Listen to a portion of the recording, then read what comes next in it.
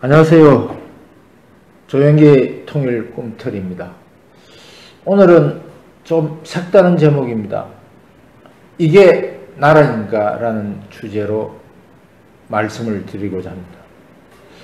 이게 나라인가? 라는 단어는 지난 탄핵 때 촛불을 든 사람들이 이런 단어를 썼어요. 제대로 된 나라의 모습이 아니다. 저는 지금도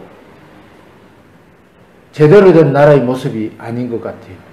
그래서 이게 나라인가? 라는 제목을 오늘 한번 달아봤습니다. 왜 그런가?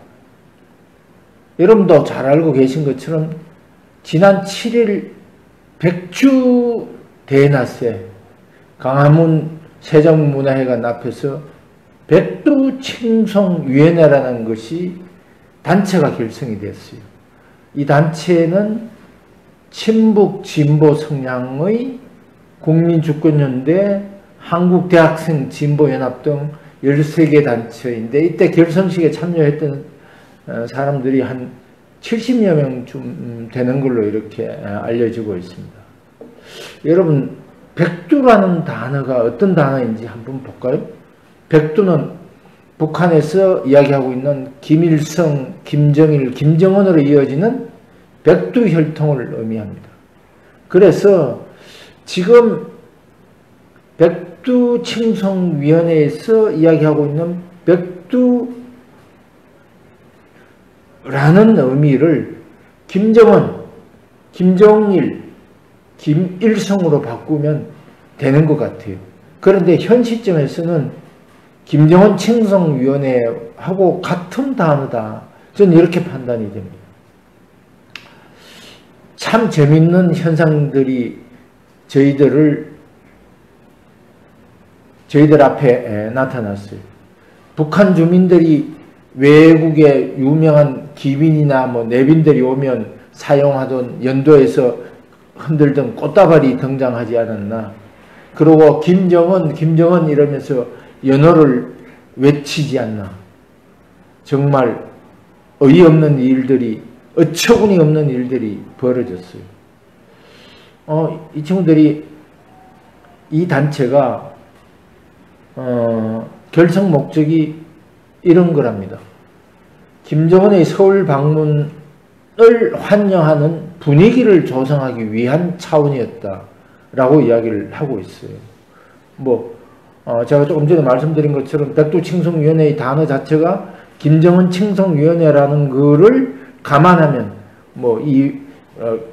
백두칭송위원회의 목적은 뚜렷해 보이는 것 같습니다.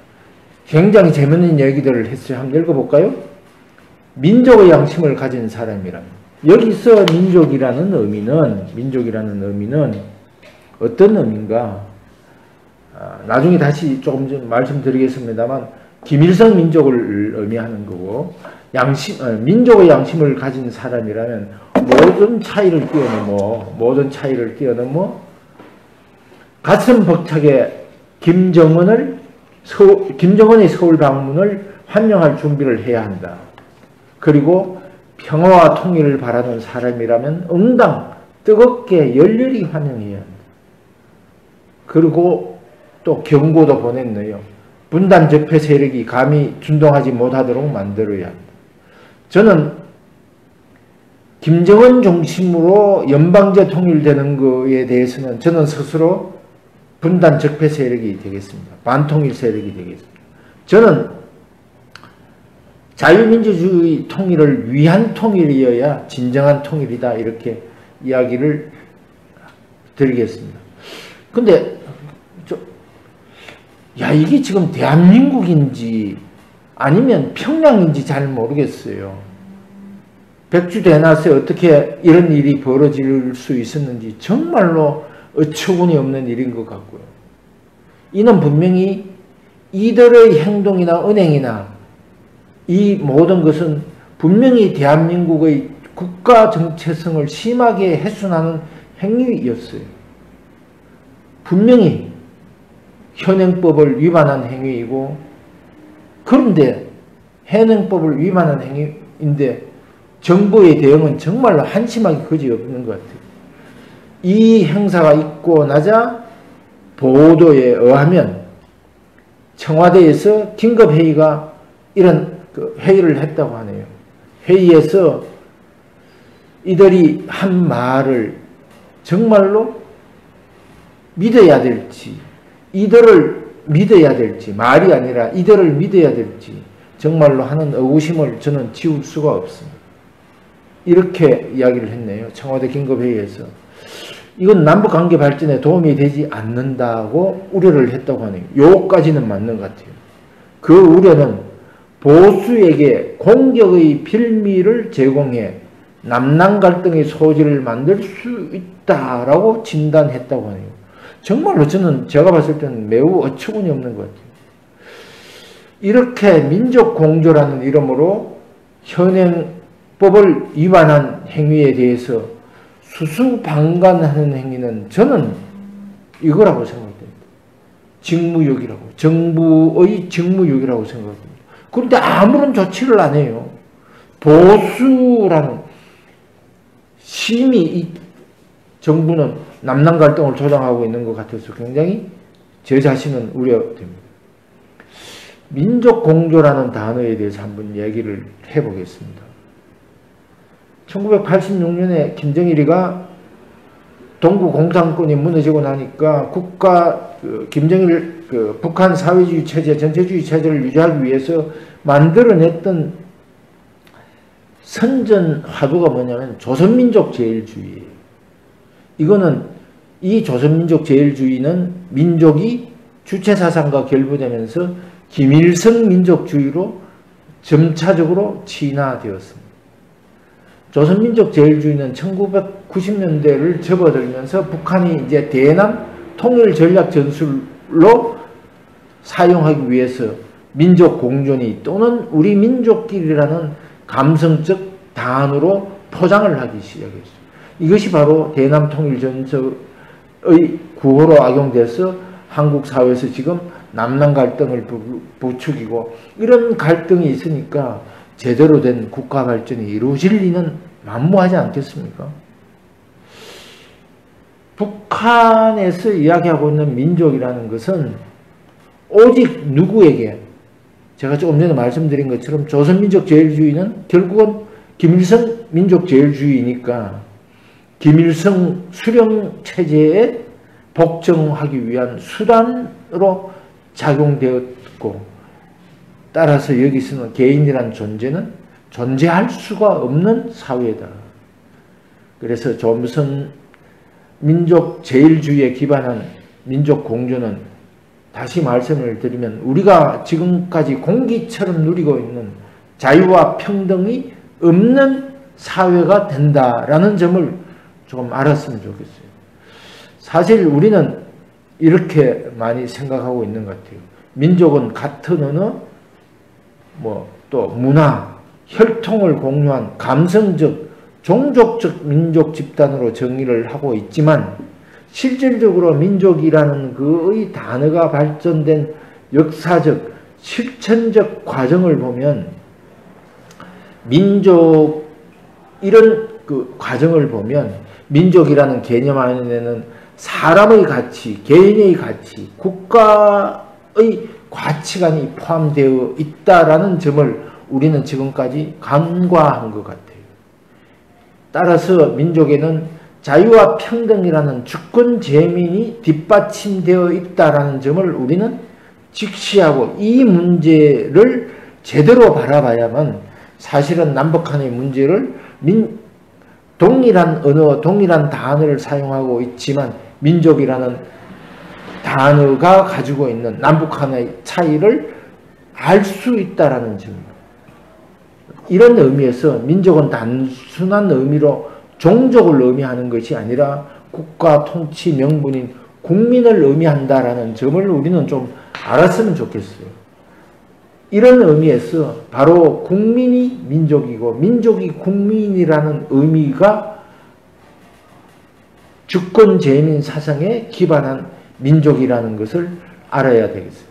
북한이 이야기하고 있는 조선민족 제일주의, 제가 조금 전에 말씀드린 종족적 민족은 자유와 평등의 가치를 심하게 훼손하고 있다라는 점에서 우리는 극복의 대상이지 공조의 대상이 될 수 없다. 다시 말하면 민족 공조의 대상이 되지 않는다는 겁니다.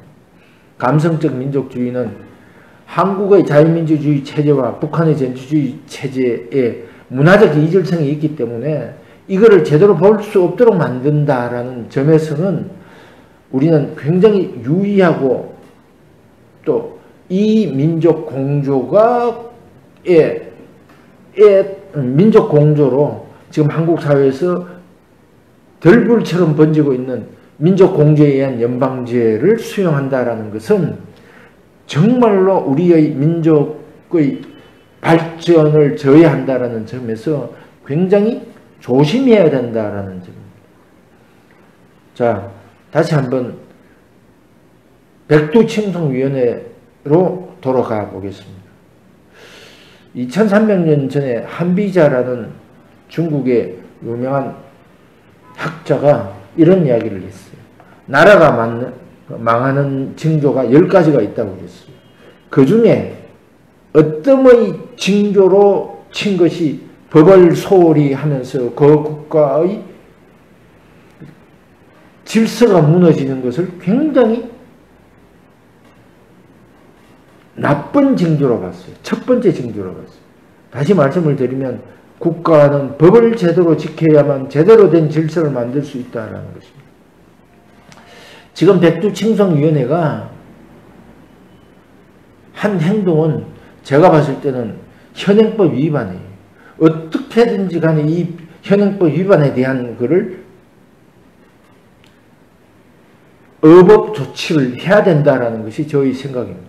또 하나, 백두칭송위원회 13개의 그 단체 중에서 한국대학생진보연합이라는 곳에서 태영호, 주영 공사, 북한 탈북자 중에서 굉장히 높은 지위를 가지고 있는 사람이죠.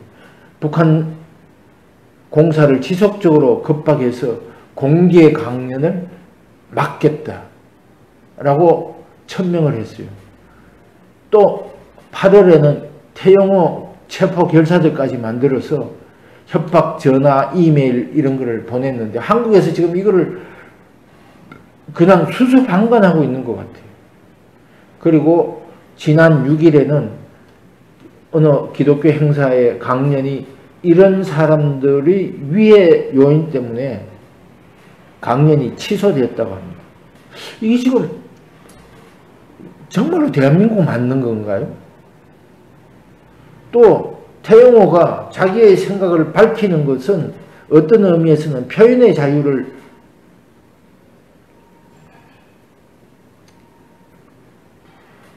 짓밟는 행위와 같은 것이 못하도록 하는 것은 저는 당연히 위법 조치하고 불법 조치에 눈 감는 행위를 지금이라도 시정해서 정부의 본래의 모습으로 돌아오는 것이 맞다라고 생각됩니다. 또 정부 스스로 이런 그 백두칭송위원회 같은 이런 불법 단체들이 나타날 수 있도록 만든 그에는 저는 정부도 그 책임이 있다고 보여지고 있어요. 김정은을 뭐 이렇게 이야기를 했대요. 북한의 백성 생활을 더 중시하는 지도자가 마침내 출연했다고. 과연 김정은이가 그런가요? 한 2, 3년 전만으로 돌아가 보면 매일마다 국제사회에 대해서 도발하죠. 또 고모부 고사포총으로 공개 처형했죠. 아직도 북한에서는 공개 처형이 자행되고 있는데 이걸 어떻게 그 정부에서 북한에서 백성 생활을 더 중시하는 지도자가 출연했다고 이야기하는지 저는 도저히 이해가 되지 않습니다. 그리고 정부가 또 이런 일을 하니까 김정은에 대한 만세소리가 지금 백주대낮에 광화문 한복판에서 벌어지고 있는 것 같아요. 또 하나 김정은이 만세를 부른 곳은 바로 미 대사관에서 한 거리가 100m 정도 떨어져 있어요. 여기서 매일마다 반미시가 벌어지고 있어요. 대사관 북원에서는 실질적으로 법에 의해서 100m 이내에서는 시위를 못하도록 하고 있어요. 그 북원에서 지금도 하고 있어요. 이런 불법 행위가 나타날 수 있도록 한 것은 조금 전에 제가 말씀드린 것은 정부도 일조했다라는 측면에서 정부도 책임을 통감하고 헌법 질서를 지키는 데 정부가 앞장서야 될 것 같아요. 정말 큰일인 것 같아요. 백주대낮에 강화문에서 벌어진 백두칭송위원회 행위는 분명히 제가 다시 말씀드리자면 현행 헌법을 위반한 행위, 불법 행위, 위반 행위, 의법 조치해야, 따라서 저는 의법 조치해야 된다고 보고, 아니면 이런 이야기들 시중에 많이 나돌잖아요. 이들을 모두 그대로 그들의 마음의 고향인 북한으로 보내는 것이 어떤가 하는 이야기도 있습니다. 한번 보내죠, 이 사람들. 그래서 한 2달, 3달 정도 북한에서 생활해 봤으면 좋겠어요. 제대로 된 법을 지켜야 제대로 된 나라일 수 있습니다. 오늘은 이게 나라인가라는 주제로 여러분들에게 말씀드렸습니다. 감사합니다.